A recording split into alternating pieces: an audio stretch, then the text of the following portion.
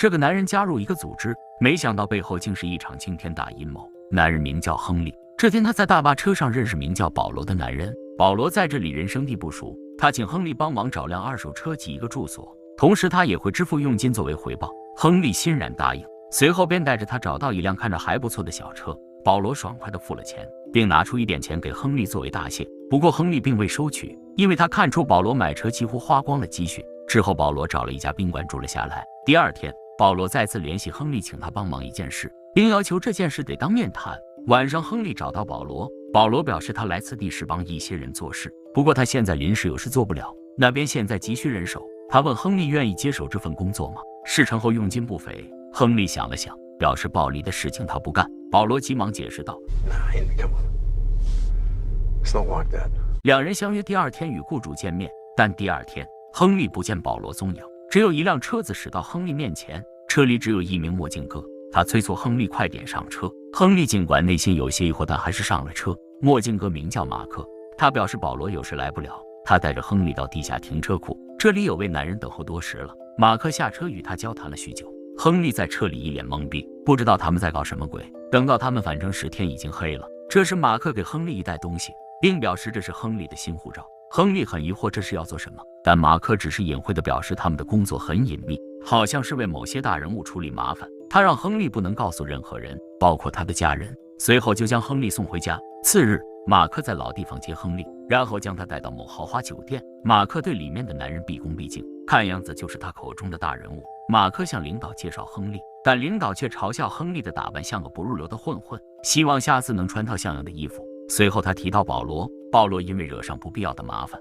组织要对他特别安置，所以才找亨利顶替他的空缺。领导问亨利是否有兴趣接任这份工作，亨利连连答应。他已经躺平太久了，是时候赚点钱了。回去的路上，亨利跟马克说起，因为太久没收入，他已经连买衣服的钱都没有了。马克随即从口袋里掏出一叠钱，并问亨利有没有坐过牢。毕竟他们组织层级太多，他们得保证手下的人干不干净。亨利也非常实诚，他表示自己曾吃过2年牢饭，原因是有人辱骂自己的妻子，他忍无可忍才去捅了对方。马克似乎对他的回答很满意，因为他问这些话主要想考验他能否说实话。第二天，亨利换了一身行头在酒店等马克，两人一起进了昨天那个房间。此时领导一脸严肃地让他们交出手机，并告诉他们保罗就在楼下。他们今天的任务是将保罗送到别的城市避风头，还要处理掉有关保罗的痕迹。随后两人就找到保罗，马克拿出一笔钱及新的护照给保罗。虽然他也不知道保罗到底出了什么事，但现在还是保密要紧。随后他离开了房间。亨利看着刚认识不久的保罗很欣慰，至少现在出了事，组织没有放弃他。保罗让亨利好好跟着马克，前途无量。保罗走后，两人就将他新买的车烧毁不留痕迹。在接下来的日子里，亨利和马克成了新搭档，不过因为他是新手，只能在门口干把风的事，不能参与重要的交易。好在亨利把风的事情干得不错，马克对他越来越满意。在一次出任务中，马克主动带他见了一名短发男。当马克将文件袋交给对方后，两人就离开了房间。马克表示短发男是一名高级警官，若是我们在其他地方与他见面，绝对不能打招呼，因为他们之间的交易是抬不上桌面的秘密。之后，两人又见了一个军火商。经过这段时间的接触，亨利逐渐被组织认可。随着他接触的东西越来越多，亨利对组织也有了初步了解。在回去的路上，亨利按耐不住内心的激动，拿着手枪比划着，还主动与马克攀谈起来。随着马克与亨利合作越来越默契，组织也给他们安排了一个重要任务，去维多利亚州收一笔钱。事成之后，每个人都能获取一笔不菲的佣金。在路上，同行的伙伴问亨利是否来过维多利亚州，一向健谈的亨利却沉默不语，表情还显露出了紧张。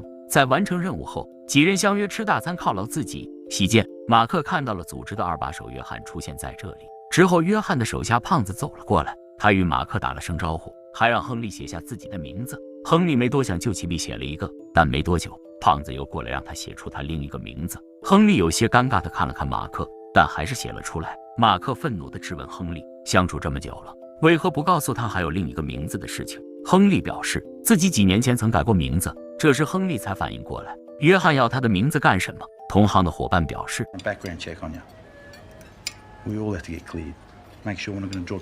听到此话，亨利神情有些恍惚，似乎他真的有隐瞒什么事情。这时马克告诉约翰要见他。亨利朝人群的方向看去，果然看到约翰在向他招手。亨利战战兢兢地来到约翰面前，主动坦白曾经改名字的事情。不过约翰对这事并不在意，只说了句好好干。亨利这才松了口气走了出来。但在接下来的日子，亨利被人监视了起来，故事也迎来大反转。在警局里，警方展开一场座谈会，会议的主角竟是亨利。原来亨利有多个犯罪前科，不仅涉及侵犯他人及暴力行为，还因重伤他人而被判2年有期徒刑。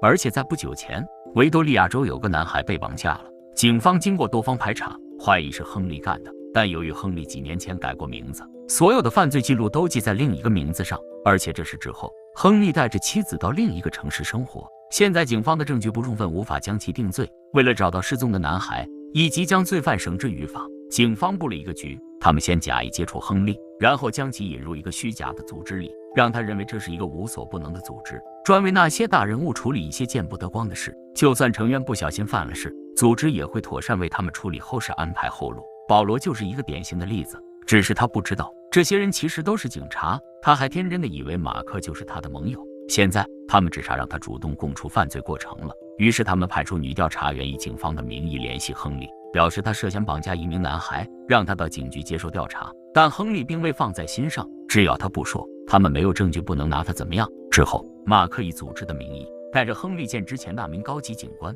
警官表示有一辆被警察盯上的车子需要他们暗中处理，还将矛头指向亨利，并将一份资料交给他。马克见状识趣地走到一旁，亨利打开文件一看，得知自己牵连的案件被发现了。高级警官告诉他这件事情暂时压下来了，让亨利有什么事情赶紧处理。亨利沉默不语，看样子事情有点棘手。在回去的路上，马克主动问起亨利到底发生了什么。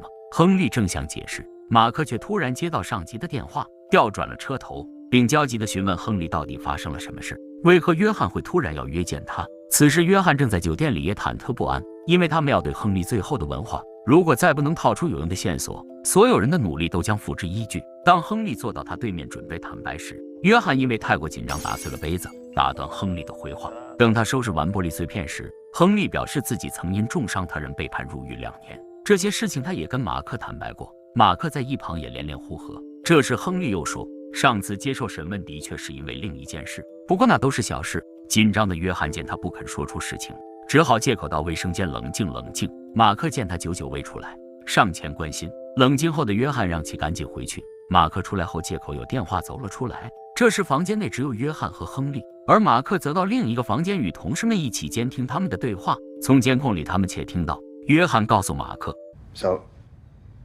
I've received information this morning that says you're the one who's done it. And I don't care what you've done, whether you've done him or killed him or whatever. I mean, there's nothing you can tell me that's going to upset me.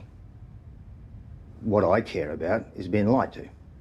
约翰继续说着，如果亨利不说出实情，只能将他提出组织；如果他想留在这里，就将所有事都坦白，并让他相信组织的实力。组织会提前部署一切，将他妥善安置。这段话让亨利沉默了。在组织这段时间里，他确实看到组织的实力。他沉默了一回，终于坦白是他杀了那个男孩。于是约翰继续诱导他说出具体实情。亨利放下心里的防线，说出了他的全部作案过程。为了让亨利说得更具体些，警方又派出高层领导冒充组织的老大，再将亨利叫了过来。他们表示要帮他解决后顾之忧。亨利事无巨细地将谋害男孩的过程和盘托出。不过警方还少了一个关键点，那就是得找到男孩的尸体。之后马克一行人陪着亨利回到维多利亚州，表面上是替他收拾残局，实际是想找到男孩的尸体。亨利带他们来到一片树林里，他虽然知道尸体是埋在这附近，但具体位置却记不清了。马克见状再也演不下去了，警方也派了大批人马赶到这里，将亨利当场逮捕。警队回来后就召开了记者会，揭开了亨利杀害男孩的真相。之后警方大规模的搜索，终于在一片泥土里找到男孩的尸体，亨利也得到了应有的惩罚。以上就是双面陌生人的故事内容，本片根据真实事件改编。